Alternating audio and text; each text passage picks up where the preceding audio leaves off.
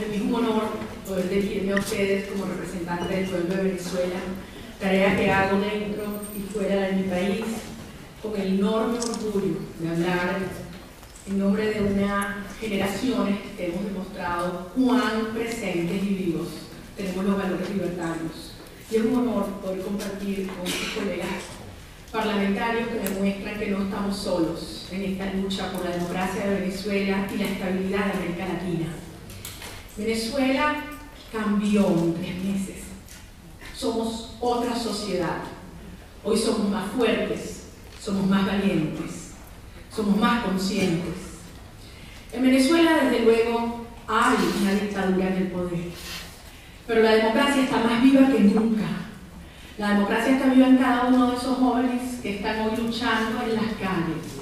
Esos jóvenes que no han crecido en democracia, pero que han recibido el amor por sus ideales y por Venezuela a través de la palabra y el ejemplo de sus madres y de sus padres.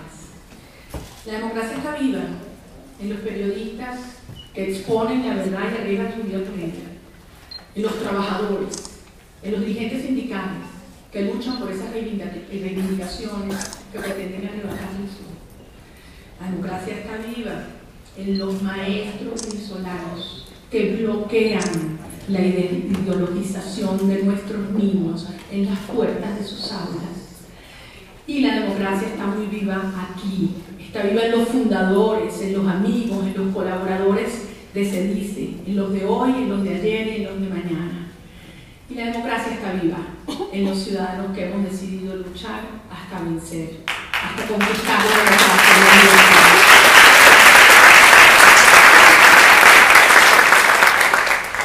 Este movimiento cívico y social que ha surgido lo ha hecho con una conciencia plena y profunda de lo que hoy enfrentamos.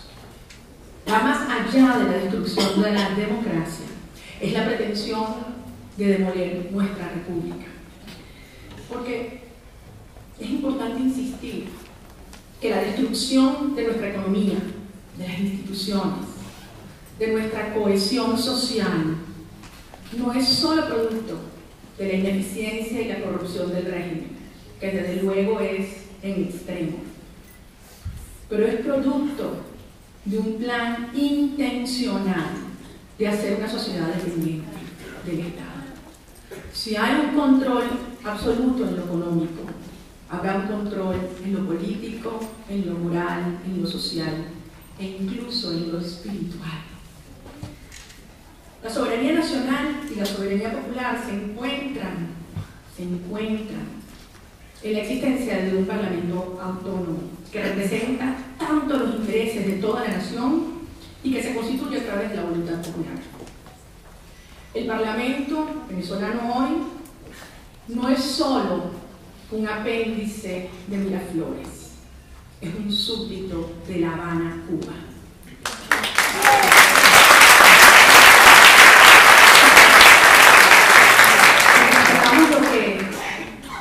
Resulta hoy la Asamblea Nacional, el Parlamento venezolano, vemos cómo se han demolido estos principios que ustedes han enumerado, indispensables para hablar de un parlamento genuino.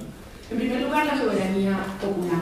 Todos sabemos que en las elecciones parlamentarias las fuerzas democráticas obtuvimos el 52% de los votos, aunque modificaciones inconstitucionales a las leyes electorales nos adjudicaron el 40% de los jueces.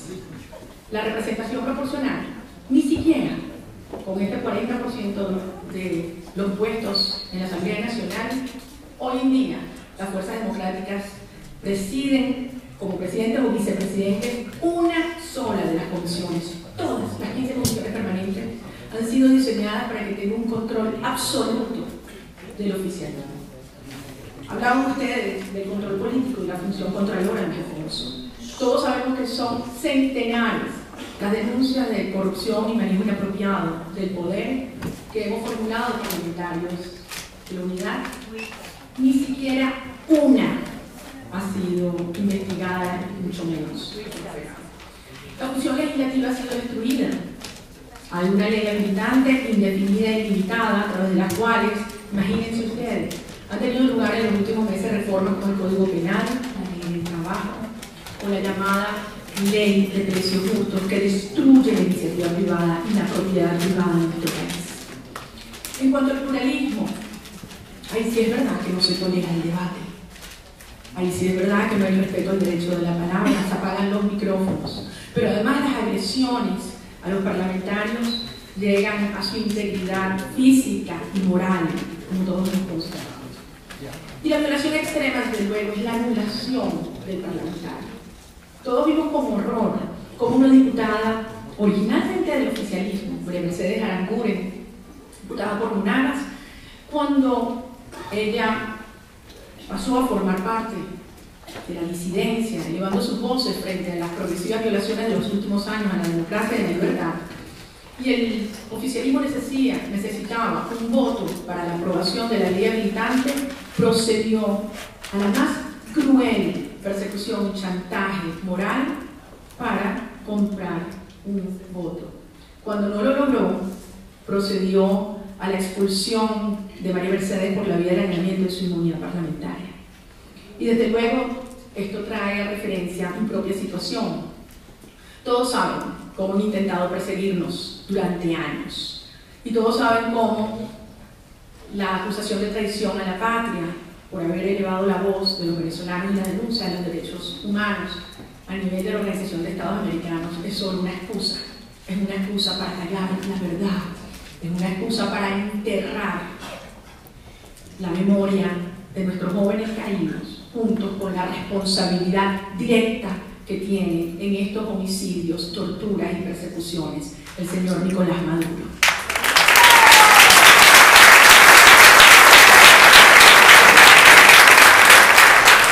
Por lo tanto, tenemos que preguntarnos, ¿existe realmente un parlamento en Venezuela hoy? Y frente a la obvia respuesta negativa, entonces la pregunta es, ¿hay república? ¿Cuál es el estado de la República Venezolana? En 200 años de historia venezolana, de historia republicana, los venezolanos jamás vivimos bajo la tutela de una nación extranjera.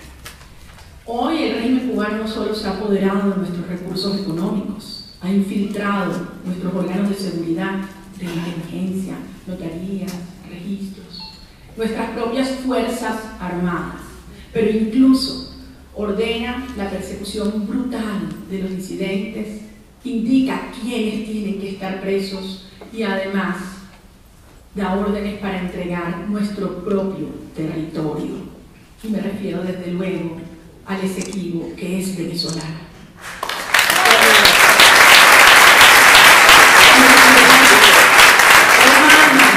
Sectores militaristas sometidos al régimen cubano.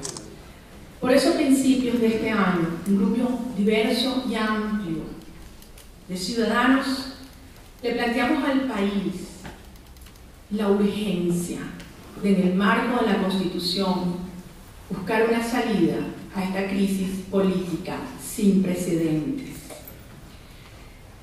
El objetivo, desde luego, es rescatar la democracia y defender la república. Yo quiero insistir en un planteamiento. Cuando vivimos en un sistema democrático, los ciudadanos tenemos derecho a pedir y a luchar por un cambio político. Cuando no se vive en democracia, sino bajo una dictadura, este derecho se transforma en un deber. Tenemos el deber moral y la obligación histórica de enfrentar y derrotar el régimen que hoy está en el poder en Venezuela.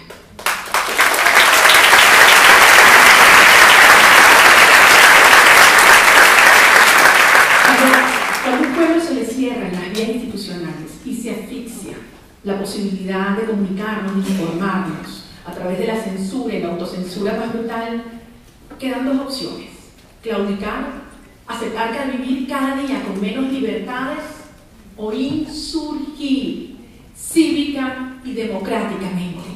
Y esa fue la decisión que adoptaron nuestros jóvenes. Y ese fue el llamado que nos hicieron a nuestra conciencia y a nuestros corazones. Y por eso fue la revolucionada que se despertó en instantes en nuestro país. Un movimiento cívico y social que no tiene precedentes porque ha tenido lugar en todo el país, pueblos y ciudades. Un movimiento que ha integrado y unido realmente el país, porque sí están los jóvenes y están los ancianos.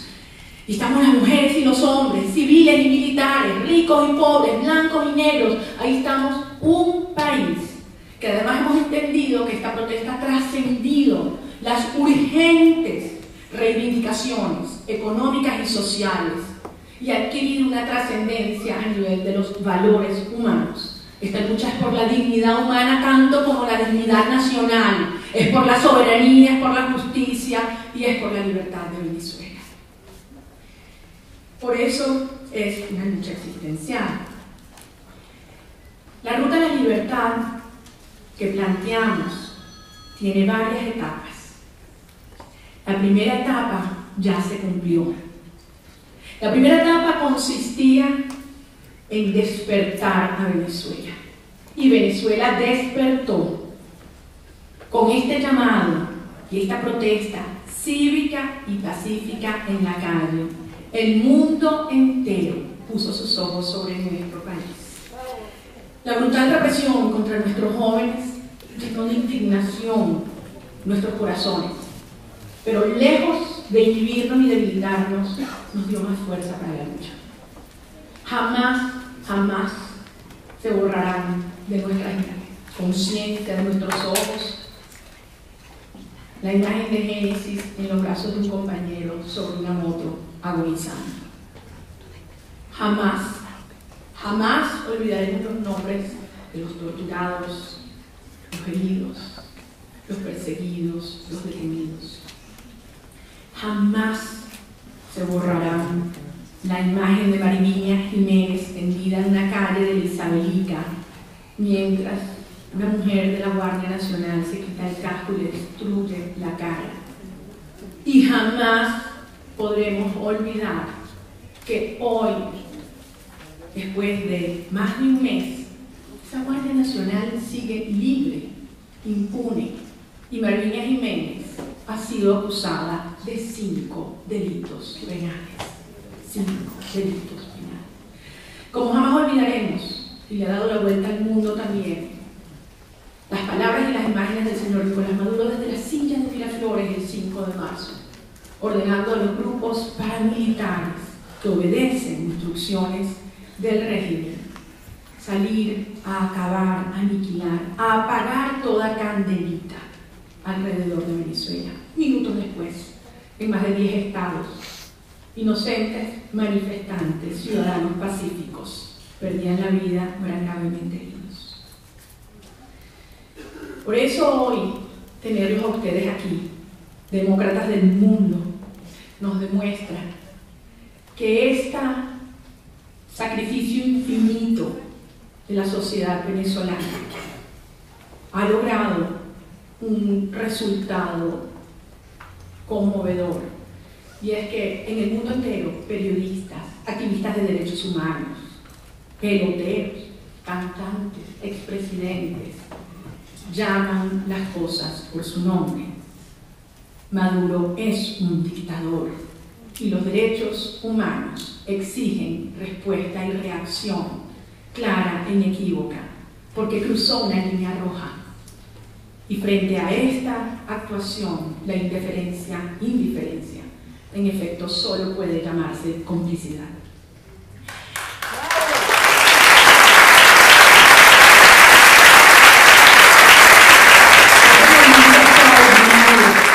Inédito, sin precedentes, ha logrado algo extraordinario. Han surgido centenares, miles de líderes de muchos sectores en toda Venezuela. Y por eso es un movimiento que es indetenible e imbatible. Algunos de nosotros nos pueden anular, poner a un lado, y surgirán otros que tomarán nuestro lugar y continuarán luchando hasta vencer. La protesta de la calle, desde luego, obligó al régimen a sentarse a una mesa en la que no cree. Y eso es otro de los logros indiscutibles que demuestran la debilidad de quien hoy está en el poder, desesperado por ganar la legitimidad irremediablemente. Por lo tanto, Venezuela despertó, el mundo lo llama dictador, tenemos miles de líderes en la calle. Hemos logrado el éxito de esta primera etapa de la ruta hasta la libertad.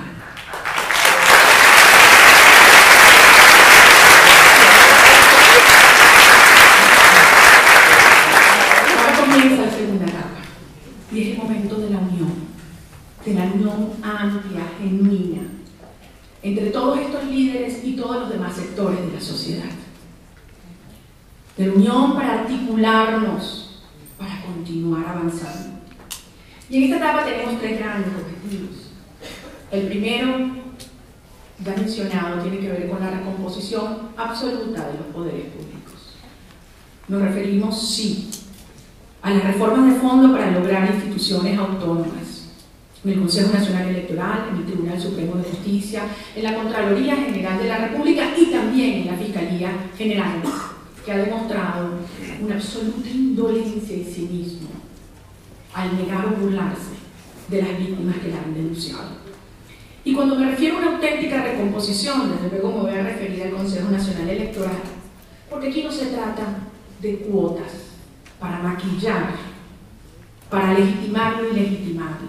Aquí se trata de una verdadera renovación, recomposición, de acuerdo a lo que establece en este caso concreto el artículo 296 de la Constitución, cuando dice que los 5 rectores deben ser personas sin vinculaciones a organizaciones políticas.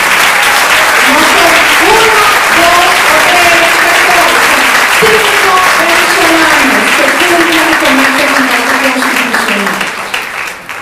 Además de este objetivo, y esta palabra va dirigida fundamentalmente a Lilian y Antonieta, que hoy están aquí como un emblema de lo que están sufriendo tanto los presos políticos como sus familias.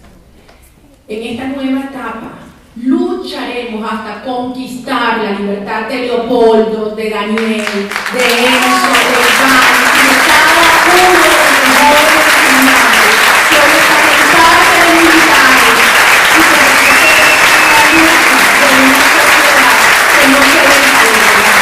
Y vamos a luchar justicia a los culpables de estos crímenes abominables y cese la represión política en nuestro país. Y el tercer objetivo de esta nueva fase, la recomposición de los poderes públicos, la libertad y la justicia de los presos políticos y la persecución política, es fundamental que los venezolanos del mundo tengan claro que en Venezuela hay una alternativa política con vocación de poder y capacidad de gobernar, que le garantiza en un proceso de transición la estabilidad y la gobernabilidad para construir una auténtica democracia. Estos tres objetivos solo pueden lograrse manteniendo la protesta cívica, la movilización en la calle y aumentando la presión sobre las instituciones clave para que estos cambios tengan lugar. Una vez concluida y lograda esta etapa, desde luego vendrá una tercera etapa, que es la transición democrática. Una transición democrática compleja, de enormes desafíos y que debe partir de la reconciliación nacional, en la cual tenemos que evidenciar, sobre todo aquellos que hemos sido perseguidos, que hemos sido víctimas del atropello, de la injusticia y del horror, nuestra capacidad de perdonar. En esta etapa de transición democrática, entre otras cosas, vamos a lograr la expulsión de los militares cubanos de nuestras Fuerzas Armadas.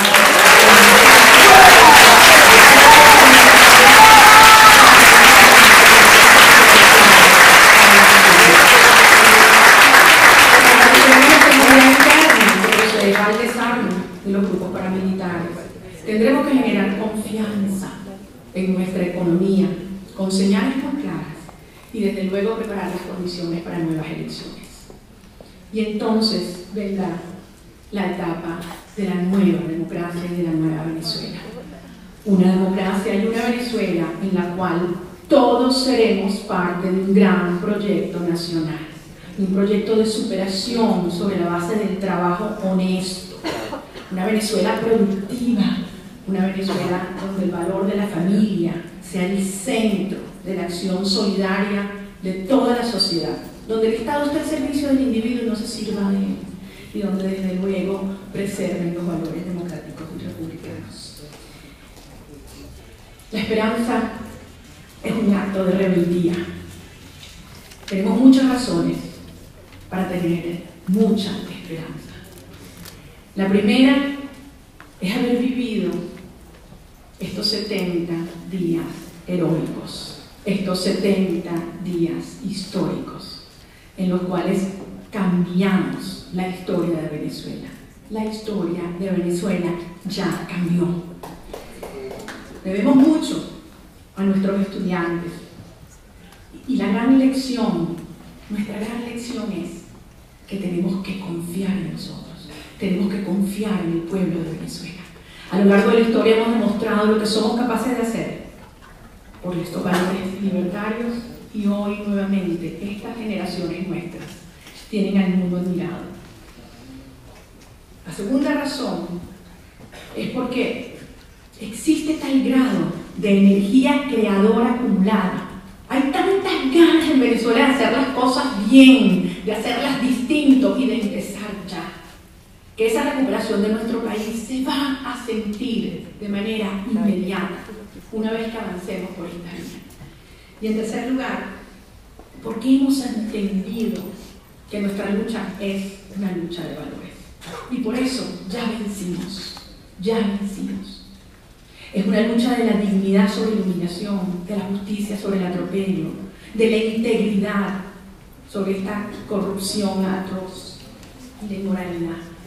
Es la lucha de la esperanza sobre el miedo y desde luego de la libertad como el valor supremo que hace posible todos estos valores. Nuestra lucha es hasta vencer, y hoy queremos decirle al mundo entero y en particular a nuestros hermanos latinoamericanos: los venezolanos vamos a construir este sueño y no nos detendremos hasta tener una Venezuela unida, democrática, libre y soberana. Muchísimas gracias.